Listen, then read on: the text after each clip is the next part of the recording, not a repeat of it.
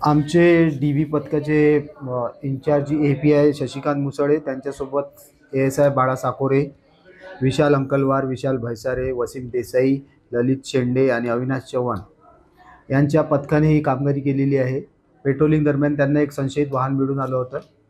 त्यावरून त्यांनी संशयित वाहनाची तपासली असता ते लकडगंज हद्दीतून चोरीस गेल्याचे निष्पन्न झाले. त्यावरून त्यांनी अधिक तपास केला असता त्यांनी आरोपी रिषभ आसोपा लकडगंजच्या हद्दीत राहणार आहे, तसेच देवेंद्र दुबेले या दोघांना ताब्यात घेतलं आणि त्यांचे अटक करून त्यांना अधिक विचारपूस केली असता एकूण 8 नागपूर शहरात विविध पोलीस स्टेशनला दाखल असलेले एकूण 8 गुन्हे उघडकीस आलेले आहेत. त्यापैकी कळमना पोलीस स्टेशनचे 3 गुन्हे दुचाकीचे उघडकीस आलेले आहे.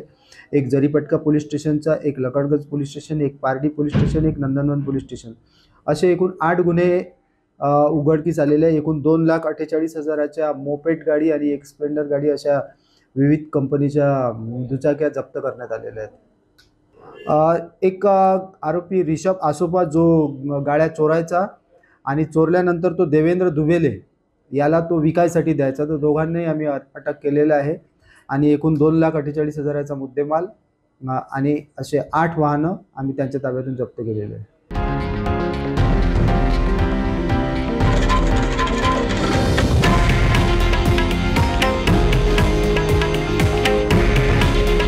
हे आहे देशातील नंबर 1 न्यूज नेटवर्क आणि आपण पाहत आहात TV9 मराठी. काळजी तुमची, हित महाराष्ट्राचं.